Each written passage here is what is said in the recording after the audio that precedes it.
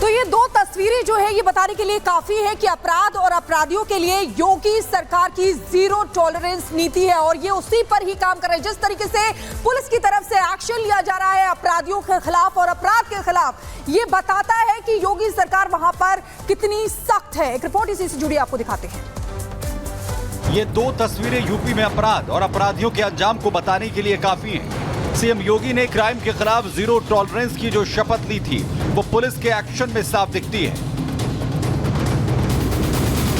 CM योगी की police को खुली छूट और बेहतर तकनीक का नतीजा है कि बेहद संगीन से संगीन अपराध को पुलिस न सिर्फ समय रहते सुलझा रही है बल्कि पीड़ित को न्याय भी दे रही है। इसकी बानगी मेरठ में देखने को मिली, जहां एक जूनियर इंजीनियर की बेटी को अगवा कर लिया जाता है। पुलिस कार्रवाई कर अपहरण करने वाले 3 आरोपियों को गिरफ्तार कर लेती है। सोमवार को मेरठ के शास्त्री नगर इलाके से वारदात की घटना सामने आई। एक 6 साल की बच्ची का अपहरण कर लिया गया। स्कूल से घर लौटते वक्त ये अपहरण की घटना को अंजाम दिया गया। परिजनों से 3 करोड़ रुपए की फिरौती मांगी गई। परिवार ने पुलिस से इस पूरे मामले को लेकर शिकायत की। वहीं पुलिस ने मामले में इलाके में तलाशी अभियान चलाया। कुछ घंटों के बाद ही बदमाश बच्ची को उसके घर के बाहर वापस छोड़ गए, लेकिन पुलिस अपहरणकर्ताओं की तलाश में लगातार जुटी थी। पुलिस ने सीसीटीवी और सर्विलांस की मदद से पता लगाया कि बच्ची के अपहरण की घटना को और किसी ने नहीं बल्कि उसके पिता जेई महबूब हक के ड्राइवर आकाश ने अंजाम दिया। पुलिस ने देर रात आकाश और उसके सहयोगी राजू को गिरफ्तार कर लिया। वहीं छापेमारी के दौरान एक और बदमाश जो आकाश का रिश्तेदार है, पुलिस ने उसे भी अपने शिकंजे में ले लिया।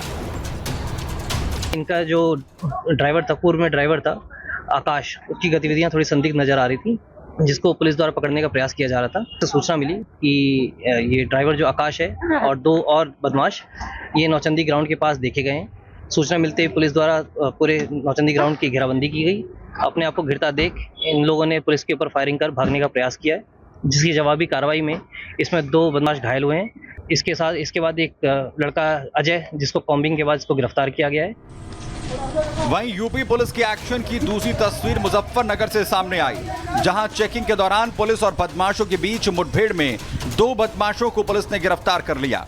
मुठभेड़ के दौरान गैंगस्टर फजल के पैर में गोली लगने से वो घायल हो गया।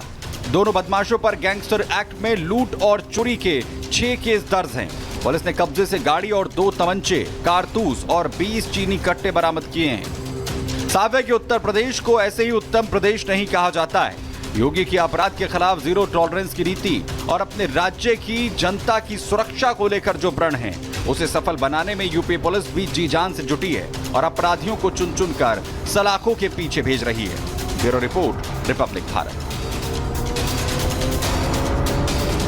और चलिए आगे बढ़ेंगे। बात अब कन्नौज रेप कांड की करते हैं। जब सपा नेता नवाब सिंह यादव पर पहले रेप का आरोप लगा था तो सपा के दिग्गज नेताओं ने इसे साजिश बताकर खूब माहौल बनाया था। सपा अध्यक्ष अखिलेश यादव ने तो योगी सरकार के सामने डीएनए टेस्ट कराकर सच सामने लाने की वकालत भी की थी।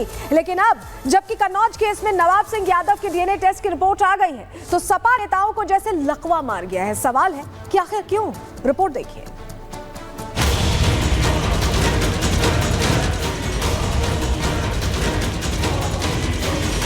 अगर समाजवादी पार्टी ये बात कहती है कि डीएनए टेस्ट होना चाहिए तो क्या गलत मांगा? डीएनए की रट लगाने वाले अखिलेश यादव क्या आप डीएनए रिपोर्ट पर बात करेंगे? क्या अपने ही बताए फॉर्मूले में फंसे अपनी पार्टी के नेता पर एक्शन लेंगे? उसे सजा दिलाने की वकालत करेंगे? पॉलिटिकल पार्टी, अगर समाजवादी पार्टी ये बात कहती है कि डीएनए टेस्ट होना चाहिए, कैसे मुख्यमंत्री हैं? ये इन्हें कौन राय दे रहा है? ये कानून किसका संशोधित है? ये इन्हीं का संशोधित कानून है 2023 का, जिसमें ये कहा गया है कि डीएनए टेस्ट होना चाहिए अगर 7 साल से ज्यादा किसी की सजा का कोई प्रावधान है तो क्या गलत मांगा? डीएनए में दिक्कत किसी को नहीं है अखिलेश जी, लेकिन अब आपकी पार्टी को जरूर दिक्कत होने वाली है, क्योंकि जहां से आप सांसद हैं वहीं पर आपके नवाब ने ऐसा कारनामा किया था जिसका पर्दाफाश हो चुका है। जी हाँ, रेप के आरोपी नवाब यादव पर दूध का दूध और पानी का पानी हो चुका है। जब बलात्कार जैसी घटना होती है, दुष्कर्म जैसी घटना होती है, उसमें समाजवादी पार्टी का कोई कार्यकर्ता अगर गिरफ्तार होता है, सम्मिलित होता है, तो उसको राजनीतिक संरक्षण देना क्यों शुरू करते हैं अखिलेश यादव? तो क्या कन्नौज के सपा नेता नवाब सिंह यादव की नवाबी अब खत्म होने की कगार पर है? क्योंकि नाबालिग लड़की से रेप के आरोपी नवाब सिंह यादव का डीएनए मैच हो गया है।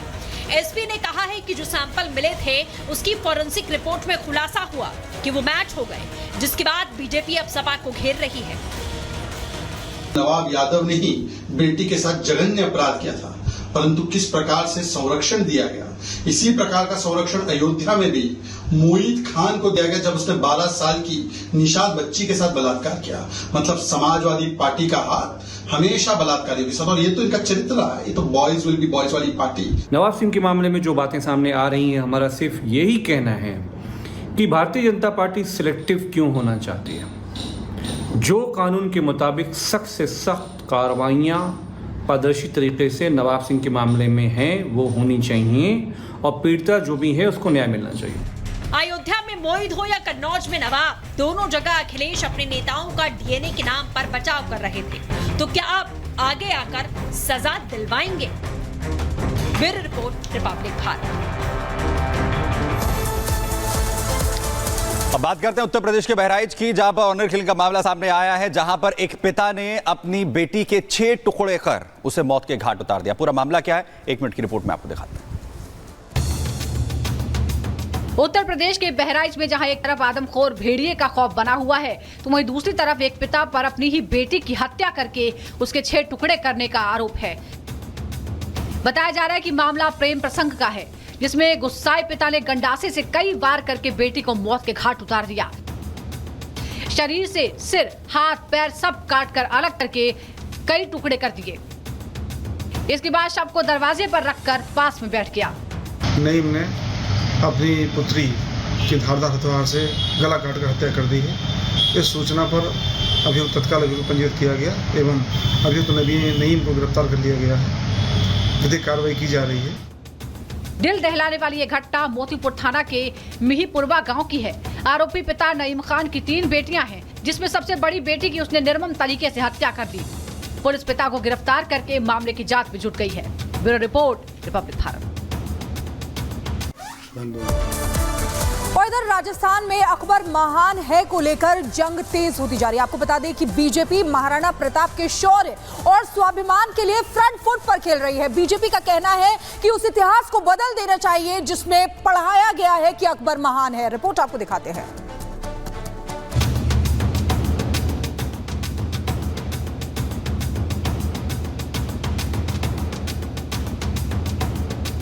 कभी किताबों में आपने पढ़ा होगा अकबर महान, कभी कहानियों में आपने सुना होगा अकबर महान, तो कभी मंचों पर आपने मंचन भी देखा होगा अकबर महान।